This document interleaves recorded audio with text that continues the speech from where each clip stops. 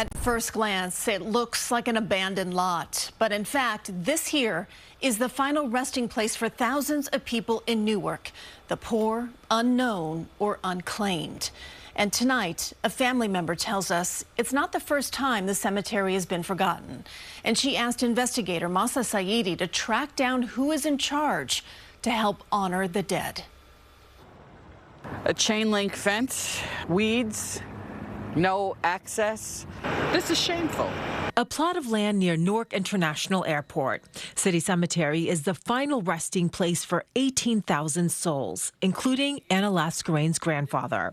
Lascarain began searching for his gravesite in the late 90s at the request of her mom, Elsie.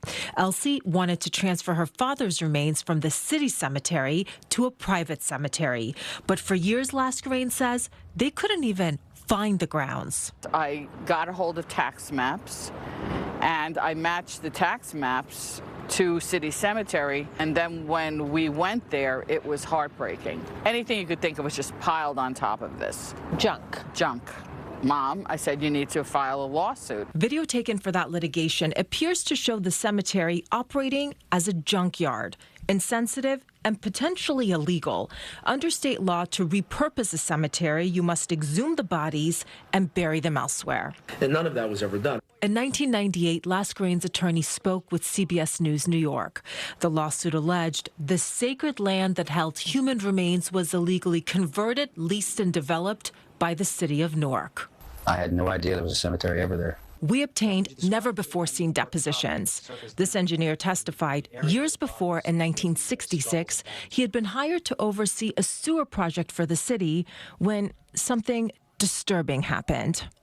And they were starting to dig, and that's when about two skulls came down.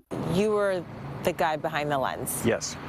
Forensic photographer Carl Petrie worked with Lascarain on the suit. The result made headlines, forcing Newark City officials to restore the cemetery. Pictures show the pristine transformation years later.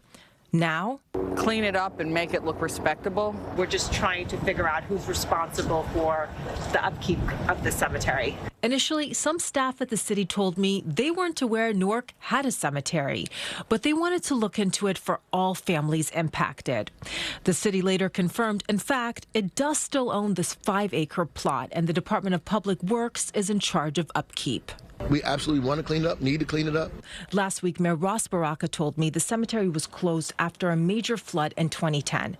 That was 4 years before the mayor took office. We have a schedule to clean up lots, but our DPW guys are not going to go on that site until we give them permission to go on that site. Is it concerned that the ground is not stable? What's the concern? Well, when it flooded, I think it disturbed some of the remains.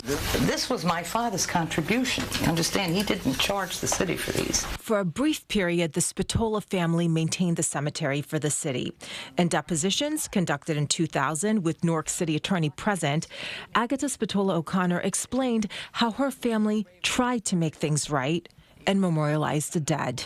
And my father he couldn't believe that. He said, no matter how poor they are, they deserve to be. I'm just going to object for the record. I think she's a little hearsay coming out at this point.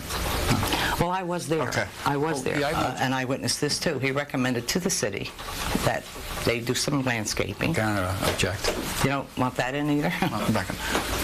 The hope now, this is the final chapter of this story, and the dead can finally rest. I wasn't born from a wealthy family, and I know what it's like, you know, when you don't have much. It's the indignity of the whole thing.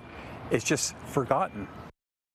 So the next step is to evaluate the site for health and safety. I'm told the city is doing that right now, but the mayor's office wants some backup from the state, which is why they've reached out to the New Jersey Department of Environmental Protection. Unfortunately, we don't have a timeline as to when the cemetery is going to get cleaned up, but I'm told, obviously, it's on the mayor's radar, it's all in motion, and he wants to get this done. But it's been closed since 2010, you said. It's been 15 years, and clearly there is a history proven by all of the video that we saw there. And the bottom line here, Mahsa, and my heart just bleeds for these families, is it's about dignity, and it's about dignity for these families and for the dead. Going back to the beginning of your story, this family that you were featuring was looking for their grandfather and the grave for their grandfather. Did they ever find it? No idea where it is. He died in 1921. No records exist. The only records we have is when the Spatola family was in charge from 1949 to 1954 was the last burial. But they're all in there somewhere. 18,000 people, 5 acres. They need to clean it up. Clearly. Mahsa, thank you for bringing that to our attention. Mahsa is part of our investigative team. Scan the QR code there to contact her with a story idea.